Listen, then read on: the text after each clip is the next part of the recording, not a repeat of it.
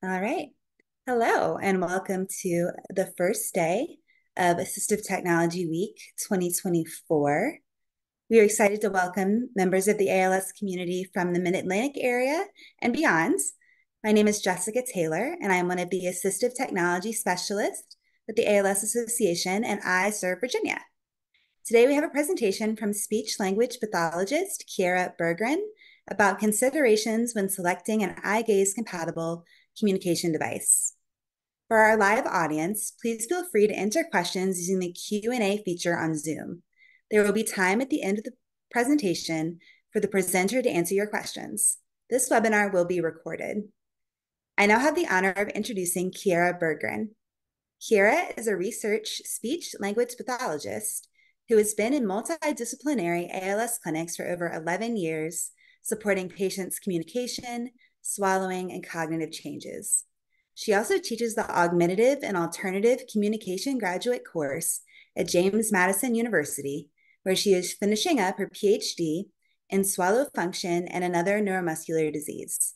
I have the privilege of working with Kiera as part of the amazing multidisciplinary team at the Virginia Commonwealth University ALS Clinic. Thank you so much for joining us, Kiera. Thank you. It's really good to see you and hopefully see everybody else on here as well. I won't see, but virtually see. It's really a privilege to be able to come and chat with the ALS community. It is because we get to work together each week. It's a community I'm very passionate about. And as a speech language pathologist, I'm really passionate about that people have the ability to communicate what they want, when they want, and with whom they would like to do that communication. So, um, thank you for inviting me to chat today about things to maybe think about if you're going to select a speech generating device that is eye gaze compatible, if that works for you or not. So, we will take it away here. There we go. So just a really quick overview. I'm going to chat. I'm very informal. Please call me Kiera. Please ask questions at the end. Happy to chat. Not a problem at all. Happy to answer any questions. So we're going to go over a little bit of what does a communication device look like for those that maybe haven't seen one before. How does it work? Do I need eye gaze? That's a big question I get. I have a lot of people that come into clinic over the years and say, I need my eye gaze. Well, and so we have a conversation about what that looks like and whether that's really a need or not. And sometimes it is, and sometimes it's not. And then what are some other things that you as a potential speech generating device, communication device user might need? So here are some examples of devices that are available from a bunch of different companies. So there's six different companies represented on here. And I really want to stress that there are multiple companies that make these speech generating devices, or you'll hear me say SGDs. That have eye gaze capability. And so please, that if your one take home message from today is that there isn't just one, and that you should really try out at least a couple different manufacturers to make sure that you're getting one that really truly meets your unique needs. As Jessica mentioned, I've been doing ALS clinics for about 11 and a half years now. And wow, the technology has really changed over that time, as you might imagine. And it has gone from just a couple companies to these six that you see on here and probably others. And we can get really creative about communication devices out there as well too. But the field has just really taken off. And there are sort of variations on a theme. And I don't think I've ever had any two patients do the same sort of communication systems. Like we all communicate in a bunch of different ways. And this is just a tool to help you with. And making sure that you get one that meets your needs is really important. So I wanted to touch really briefly on types of access and kind of what we mean by that. So there's two different types of access that we as speech therapists think about: direct access and indirect access. And direct access is you actually physically interacting with the machine directly. You're not going through kind of a different means, and that'll make more sense in just a second here. But so examples, touching it. You do this all the time on your phone or your tablet or your computer where you're typing on the keyboard or something like that.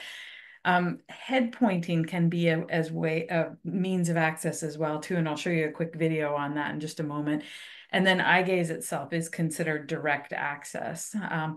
Indirect access can be things like switches. I'm not going to go really into that very much today, but that is basically just a device that you can use that's attached to the machine. Stephen Hawking, this is how he used his communication devices with a switch.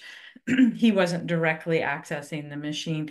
It would go ahead and scan and he could then select from there. And then there's what we call partner assisted scanning. And so that may be something as simple as a sheet of paper that has different requests on it, and your partner, your communication partner is saying, is it this one? Is it this one? Is it this one? Kind of going down the list. You can do that on a computer base as well, too, where they're kind of running the machine and you're giving some signal to them about what your selections are. So a couple quick examples here of direct access. As I mentioned, the touch one, you can see this on the left-hand side. You see the user and the helper kind of, looking at the screen and sort of picking which buttons they want to pick. That is a decent sort of example of kind of what some of these screens look like on these communication devices, where there's multiple different sort of boxes and you can set how many are there or not there. You can hide some of these as well too. And you can have just more present on the screen or fewer depending on needs. In the middle is a short video I'm going to show you about head pointing. So this is the idea of using your camera on your laptop or computer or potentially your tablet as well too as a head mouse. So it's monitoring your head movement. So I'll show you that really quick here. Hopefully this will work. Navigate through your Alexa. Hello. In this video, I'll show you how to use the camera mouse software with your webcam to navigate through your Lexicon pages. I'll start by launching the camera mouse application, and it will look for a video source. I'm using a built-in laptop webcam, but you can also use an external USB camera if you don't have one built in. And once it finds that video signal, it will show up as a live stream in the camera mouse window, and you can click on a feature. A green box will appear, and as you move from side to side, the green box will do its best to follow the feature that you've selected. So depending on your lighting conditions and your facial features, you might need to experiment to find the feature that works best for you. So for me, in this lighting, I'm going to use my left eye. Let's move to the settings now. So that's just a really quick example. As she mentioned, right, you can pick a body part, but if you watched, she was having to move her body around to kind of show you that movement. And hopefully you could see the green circle around her eye and kind of see that moving on the screen. So that's absolutely a way of doing direct access. There are free software programs out there that can do that. So that works really well. The second video, the third thing on the right, the far right, is actually an example of eye gaze technology. So for many patients that come through clinic to see us at VCU, they're like, what is eye gaze? What does it look like? And so I just wanted to give you a really quick view of that. So give me a second. Hi, my name's Emma and welcome to Tech Tuesday. Today's episode, we're going to be talking about eye gaze technology. Eye gaze technology works via a camera, which allows you to control a computer or tablet system with just your eyes. For people who have limited voluntary movement, using their eyes to access a computer or communication device may be the most reliable option. There is a range of eye gaze technology options. Some systems have eye gaze cameras built in, or you can attach an eye gaze camera to something like a computer, laptop, or Windows tablet. You can use eye gaze technology to control your desktop. There's also a range of software available for playing games, for face-to-face communication, to send texts, emails, check Facebook, or you can even use it to control things in the environment, such as DVD players and televisions. So that was just a really quick example of kind of what eye gaze can do. I do need to clarify that these devices are sold through insurance or usually purchased through insurance, but sold from the companies as dedicated speech generating devices.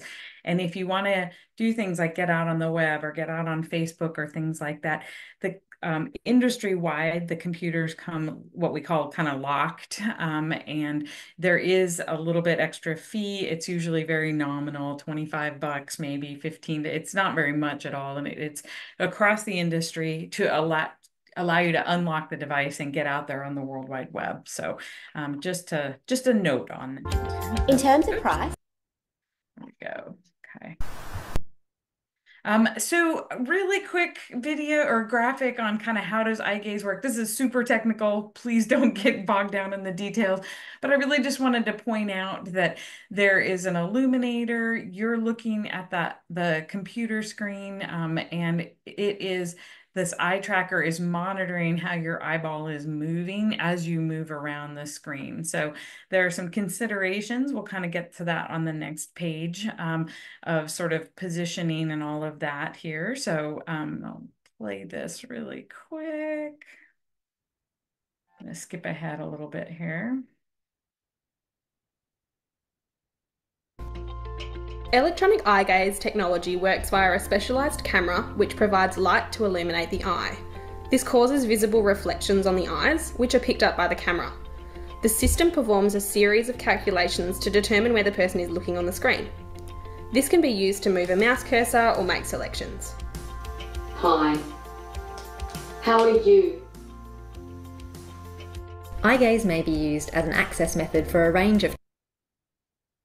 Okay, so you get the idea with that there's a bunch of different things you can do with it. And let me pause that. Perfect. So a couple of clarifications on this. So as we've mentioned, or as I'm hopefully stressing here, it's a means of accessing device. This is considered an option, a different means of interacting with the device, and it does not come standard on every device. So there are actually more than just the 6 companies that I presented on earlier briefly that make communication devices. They don't necessarily have eye gaze as an option. And from an insurance perspective, a potential user really has to meet some qualification criteria to be able to use insurance to purchase eye gaze as a means of access for your communication device. So for somebody with ALS that is needing a communication device, this is absolutely certainly something that we're looking at. Do we need eye gaze? Do we qualify for eye gaze at this time? There are many of the companies have the option to put eye gaze on later. So if somebody needs a communication device but doesn't quite yet qualify for eye gaze as a means of access, they can add that on a little bit later. But just work really closely with your speech therapist if you're going down this pathway to make sure that you get a device that can do this if you kind of fall in that little bucket. All right. So selecting a communication device, I'm going to pivot a little bit here and chat about some things to think about as you're moving forward with getting a communication device. So some things to kind of consider. You want to make sure that the device is easy to use and you're efficient with it. I think one of the biggest things that I am looking at when I am working with individuals in clinic, in our busy multi-D clinic, is I'm monitoring how they're doing with their communication system, whatever that looks like, and how efficient are they, and can we get somebody more efficient? The most efficient means of communication tends to be verbal expression, like I'm using right now with you guys. And unfortunately, everything else is a little bit less efficient than that. And it's sort of variations on a theme. So I really want to make sure that I'm optimizing people's efficiency with communication. You want to be thinking about the device itself. How big is it? How much does it weigh? How easy is it to kind of cart around? So, definitely if you have a care partner who's helping you out and maybe has some limitations on how much they can lift and things like that, that can be a consideration as you're looking at devices.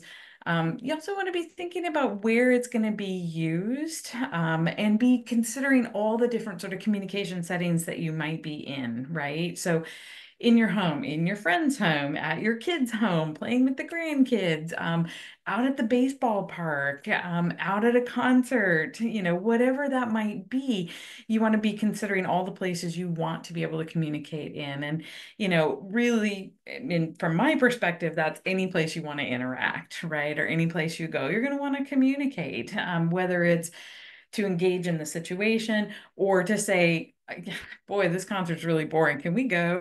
Or something like that. So make sure that you are considering all those options.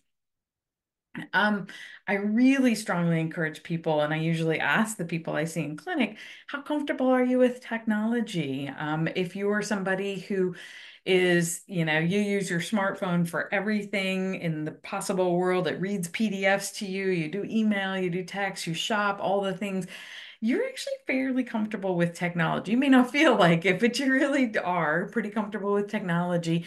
But if you're somebody who, has no desire, no interest, anything like that, that's fine too. But we just need to consider that when we're looking at devices. And sort of in parallel with that, or hand in hand with that, is what sort of tech support might you need? So do you have somebody in the family that's really strong with tech support, or are you the tech support person? It becomes a little bit more challenging if you are the tech support person, but you need external assistance, right? So if you have a care partner who maybe is a little more scared of technology, and we all are at some level, you want to make sure that you're getting a device or a system that they're comfortable with too, at least enough to support you with that. And we have had instances as well too, in both the clinics I've been in over my career in this community where somebody might live in a more rural area and local physical support from the company may be more of a challenge. And so that may factor into the kind of the decision of the device as well. So some other things you maybe want to think about is what features do you use? If all you do or all you want to be able to do is communicate, that, either verbally or with a speech generating device, great. I've had patients who are in the middle of writing a book and they want to finish a book, or they're really active on social media and email and things like that. Or they're coding still, they're programmers and still want to be able to code. You want to make sure that whatever computer you're looking at, and most of them are Windows based, there's one Apple-based product out there, but that the computer has that sort of technology in the background that will work for you. Most do, but you want to make sure it's a good match with what you want to do with the computer. Just as if you were going out to buy a laptop, you want to get one that's got the computing power you need to do everything that you want to do. Same principle. Most of the computer or most of the devices out there, if not all of them, have the ability to have environmental control. So if that's something really important to you, so your computer can interact through Bluetooth or radio frequencies or infrared to, as shown in the video, to be the remote for your TV, so you can change the channel if you're bored, or you're kind of interested in watching the Olympics or something. I guess that's over now, but so you want to make sure that if you're interested in that and interacting with sort of smart home technology as well too, that is an option for you. And also how well it interfaces with your phone. So they mentioned in the video being able to text. Most of the devices will allow you to pair your phone with it, and then you can text. I did get caught with one device that had a whole screen of things like LOL for laughing out loud or things like that. And there were several of those acronyms on there. I had no idea what they were. So, think about how easy these things are to customize for your needs. So really, really important. The smartphone access piece too kind of came up recently with someone who really was an iPhone user, and a device came out that actually is based on an iPad, kind of in the background as an operating system. And that individual really liked that option because of the seamless interaction with their phone and with a computing system they were very comfortable with. So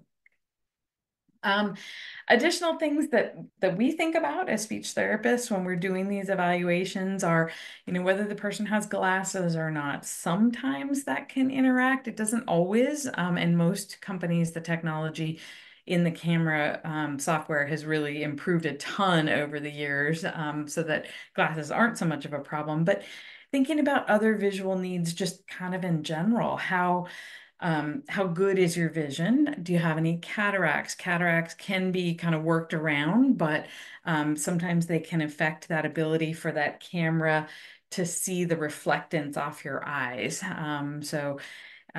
Thinking as well about visual field. If somebody has a more restricted visual field, how we want the layout to look and how can we accommodate that, or drier eyes and lots of blinking that can affect how we're sort of interacting with the device sometimes as well too. We're also thinking about hearing ability and the ability to learn new things, right? So if there's been any changes in hearing, it happens to many of us. That's something to consider. And then, the ability to kind of learn new things. So if there's any changes going on from a cognitive standpoint, can the person who's looking at a communication device learn this new system, because there is a learning curve, just like there is with all technology. So it is very much something to kind of consider. And then we also think about positioning relative to where the device is going to be used the most, whether we need to engage, our PT and OT colleagues to think about how can we help support the head better. So we have some individuals that maybe are wearing a neck brace, or not so much in ALS, but I do see it in some of the other neuromuscular diseases I work with where we need more trunk support to keep the person in a more upright position so their head is in a good position relative to the camera and the device.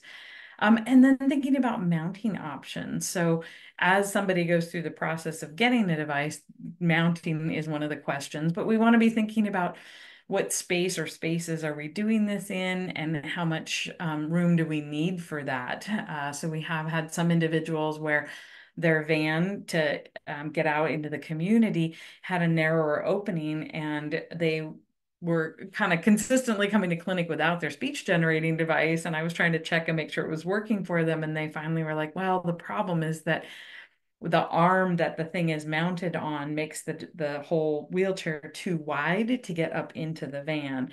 So be thinking about those kind of things as well too, as you move around in the space. So in the next couple slides, I've got some examples of kind of different mounting means. So the person on the left, she has got it just on a wheelchair, or a little arm that's on her wheelchair, and that articulates, so it moves around so she can kind of slide it out of the way. These are just meant to be examples. There are many, many, many options out there, and I do not have nearly enough time or enough slide space to put them all. So these are really not meant to be an endorsement by any stretch, but to just show you kind of some examples. So she's got that device and she's able to have it in a position where she can touch it. That may need to be lower for somebody who has some upper arm weakness and they're not able to get up. So we need to consider that as well. This individual, the gentleman in the middle picture, he's got his speech generating device on a similar arm to the woman on the left. However, what he is, how they've set it up there is that he's got his chair next to him, his wheelchair next to him, but he's also in his recliner. It looks pretty cushy right there. And he just swings that arm over so he can actually access the device in either place, and he doesn't have to physically move the device, or somebody doesn't have to physically move the device for him.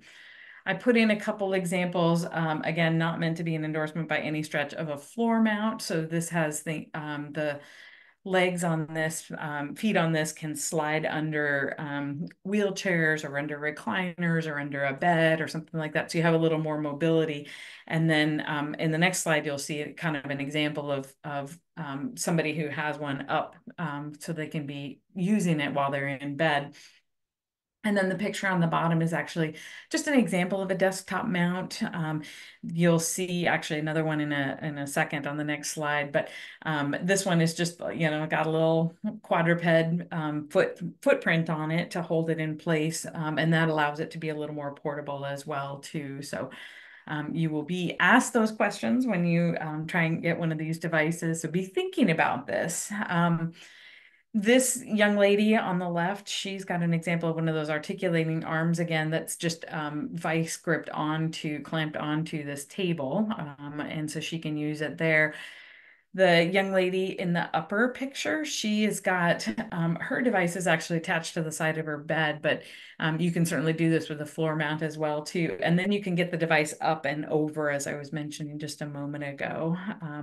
And then this young lady down here with the just delightful smile, she has got just kind of a different mounting system on her wheelchair that allows it to go up and down a little bit easier. So she can get it up high enough so it can be in a plane with her head so she can activate the eye gaze. And then, but that can also be moved up and out of the way as well too. So working really closely with everybody from the wheelchair guys to generally guys, wheelchair people, to the occupational therapist, physical therapist, speech therapist to really optimize the system for you. So I think the big question that we get in clinic or that I get in clinic or have over the years is how do I get one of these, right? And I do want to stress that it is a process for anybody who's started the process to get like a power wheelchair or something like that. You know that that takes some time. It's similar with this as well. It's also considered durable medical equipment, and there's just a process. But to start with, you need to start with the speech therapist. We're the ones that write the report for insurance purposes. And you want to make sure that you are working with a speech therapist who's done these kind of evaluations before. I'm a little bit protective of my patients to make sure that they're getting a bunch of different options. And unless you're, we all have specializations in life, and unless you're really working in this field all the time, like I am, like Reagan, like Jessica, it's hard to know all the technology, and I certainly don't know it all either. We kind of collectively sort of know that space, and so working with an SLP that knows this is great. The process is an evaluation. The SLP writes the report, submits it to insurance. There's usually some back and forth in all of this process. There needs to be a script from the doc. There's all these different pieces and parts. We take care of all that on the back end. That's not something that you as a consumer would need to worry about, but just know that that process can take up to 3 months, especially depending on the company themselves. And that's a factor that I've had some individuals factor in when they're like, oh, we really think we're going to need the device sooner. So this other company has said they can deliver it sooner. I'm willing to, go with the features on that one in the interest of getting something in hand a little bit quicker. So really quick overview on that. Your local speech therapist is happy to help out with that. You certainly feel free to reach out to the ALS Association. I know they can help talk you through it. I'm happy to help as well too and answer questions. But the big thing here now is, let's see, there we go. So take home messages for today. There are a lot of speech generating devices out there, a lot of ones. And I'm only giving you examples of ones that have the eye gaze option. But if you don't need that, maybe your world has opened up a little bit more. Just make sure that that is an option to add on if you think you might, or your speech therapist you're working with thinks you may need it down the road. So I really strongly encourage you to try out several from different companies. Don't just pick a company and only look at their devices. You really want to make sure, just like you're shopping for a car, you're not going to jump in the first car you see. Even if you really like X brand, you're probably going to go try a couple other things out. Same thing. These devices are not cheap, and we really want you to be thinking about what features are really important to you, and which companies best kind of match your needs. And you're in the driver's seat, no pun intended. And I do want to stress too that for those that maybe have done voice banking, that can be used on virtually all speech generating devices. So if that's something you've done, know that that's an option for you. The other kind of One of the other big take homes is that access to devices can vary, and just making sure that you understand that eye gaze doesn't come with everything, and insurance may not even let you qualify you for it. And so that is kind of a consideration. It's not you walk into your speech therapist in your clinic and say, okay, I'm ready for my speech generating device with eye gaze, and expect that it's going to be there tomorrow, because that procurement time can be lengthy. You may or may not qualify for the eye gaze option at that point. So really being proactive, talking with your speech therapist, leaning into your local ALS Association assistive tech person as well is really important. I cannot tell you how much I rely on Jessica and Reagan here in the sort of mid-Atlantic region for our patients. And, hopefully, if we have somebody that need something right away, but we can't quite get things through insurance fast enough, see if there may be something in their loan closet as well too.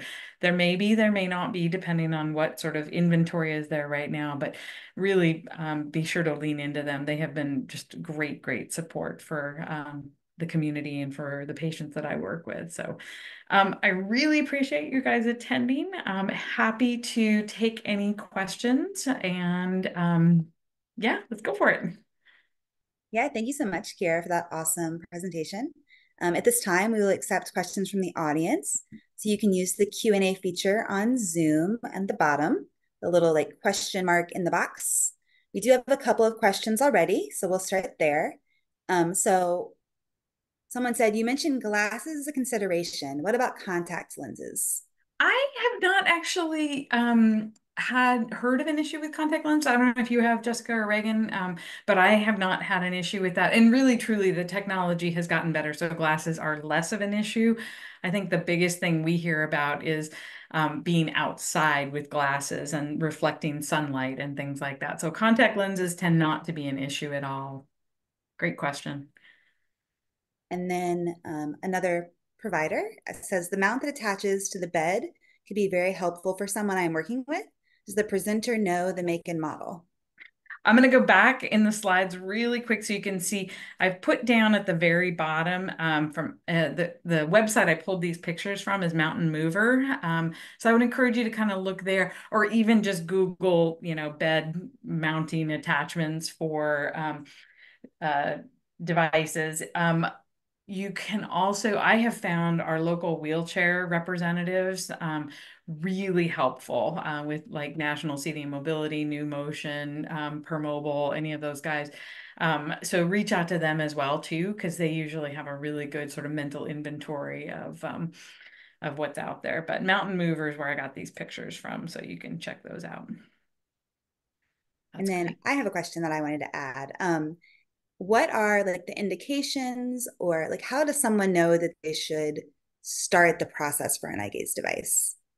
That's a really good question as well too. And I realized as I was chatting that I didn't lay that part out specifically. There is a qualification process for the speech generating devices themselves too. If you can meet your communication needs verbally, in most all instances, you probably aren't going to quite qualify for it. And so you do want to work really closely with your speech therapist.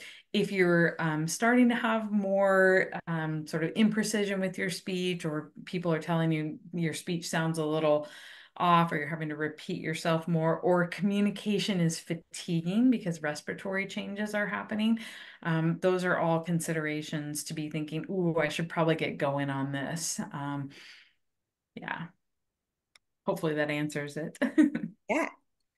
We had someone ask, where do I go for information on an eye gaze for an iPad? Good question. So for procuring it through insurance and stuff like that, Tobii Dynavox is the one company right now that has an iPad version of this.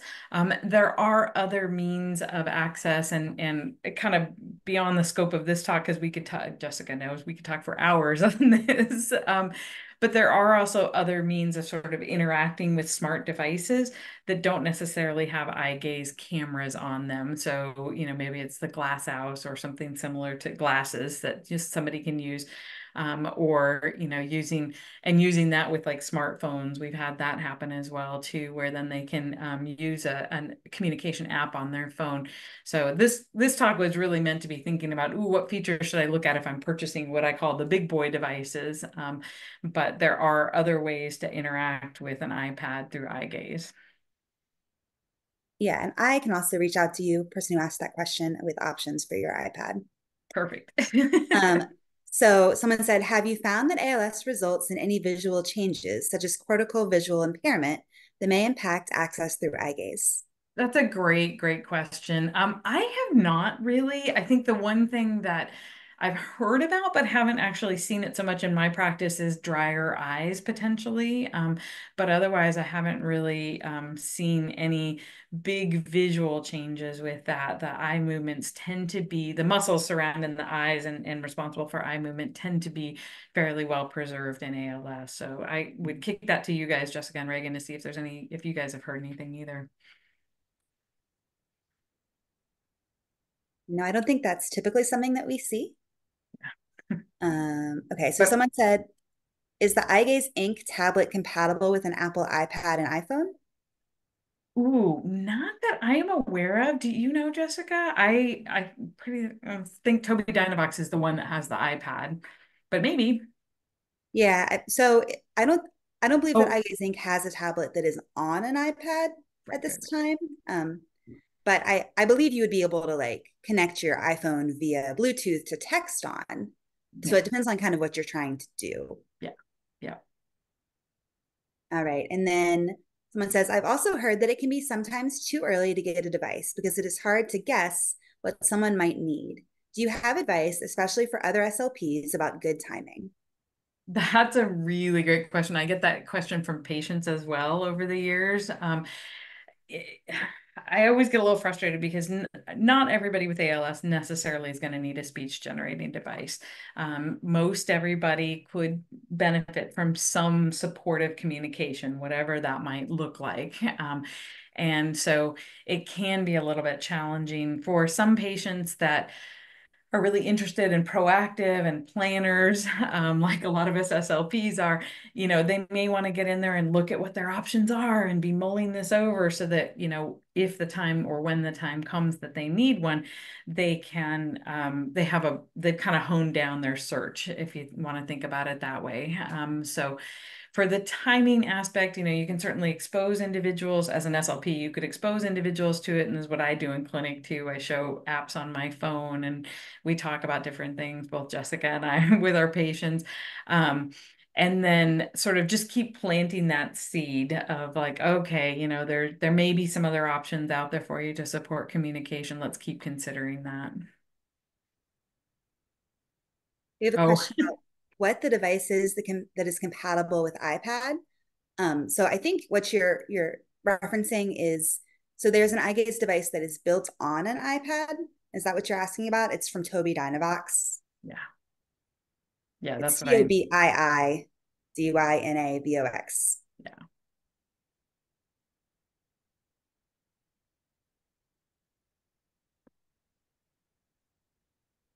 Yeah. Yep, exactly. Yeah. And so most of them are all, in fact, until just recently, all of them were based on Windows operating systems. And Tobii Dynavox is the first to come out with one that's based on the iOS operating system. So, Yeah, there are other options. I think that you can like connect an eye gaze camera to an iPad in a case, like use it that way. But yep. okay, well, are there any other questions? We'll give one more minute for anyone else who might have a question. Thank you guys for all of your great questions and participation. Yeah, and if other stuff comes up that isn't answered here, please don't hesitate to reach out.